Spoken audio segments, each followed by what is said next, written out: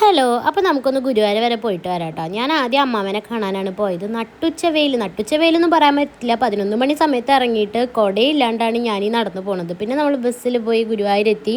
ഈ ഗുരുവായൂർ ബ്രിഡ്ജിൻ്റെ താഴെയാണ് എൻ്റെ അമ്മാമനെ ഞാൻ മീറ്റ് ചെയ്യാറുള്ള മെയിൻ പ്ലേസ്. അവിടെ പോയി അമ്മാമനെ കണ്ടു. പിന്നെ നേരെ പോയത് ഞാൻ എൻ്റെ സ്പോക്കൺ ഇംഗ്ലീഷ് പഠിപ്പിച്ച മാഷിനെ കാണാനാണ്. ഞാനും മാഷെ എപ്പോൾ കാണുകയാണെങ്കിൽ ഗുരുവായൂർ അമ്പലത്തിലൊന്ന് പോയി കുറച്ച് നേരം അവിടെയൊക്കെ ഒന്ന് നടന്ന് സംസാരിച്ചിട്ടൊക്കെയാണ് വരാറുള്ളത്. പക്ഷേ അന്ന് മാഷിൻ്റെ വേറൊരു ഫ്രണ്ടിനെ കണ്ട കാരണം അങ്ങനെ കുറേ നേരം മാഷ് ആളോടും സംസാരിച്ച് ഞങ്ങളങ്ങനെ 3 പേരും കൂടി ഗുരുവായൂരൊക്കെ ഒന്ന് എക്സ്പ്ലോർ ചെയ്തിട്ട് തിരിച്ചു പോന്നു കേട്ടോ. അപ്പോൾ ഞാൻ നേരെ പോയത് ബേക്കറിയിലേക്കാണ്. ബേക്കറിയിൽ പോയി കുറച്ച് സാധനങ്ങളൊക്കെ പർച്ചേസ് ചെയ്യാനുണ്ടായിരുന്നു. അതിന് ശേഷം ബസ്സും വെയിറ്റ് ചെയ്ത് നിൽക്കുകയാണ്.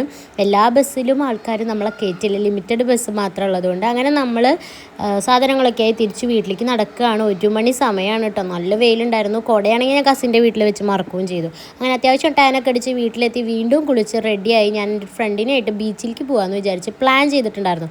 പ്ലാൻ ചെയ്ത ദിവസമാണെങ്കിൽ നല്ല ബ്ലോക്കും, ചാവക്കാട് മൊത്തം ബ്ലോക്കായിരുന്നു. എന്താണെന്നറിയില്ല, പാർട്ടിയുടെ എന്തോ പരിപാടിയുടെ ബ്ലോക്കായിരുന്നു. പക്ഷേ ഞങ്ങൾ അങ്ങനെ ഒരു 3/4 മണിക്കൂറോളം വണ്ടിയിൽ നീന്തി ബീച്ചിൻ്റെ റോഡിൻ്റെ അവിടേക്ക് തിരിഞ്ഞപ്പോൾ അവിടെ അതിലും വലിയ ബ്ലോക്ക്.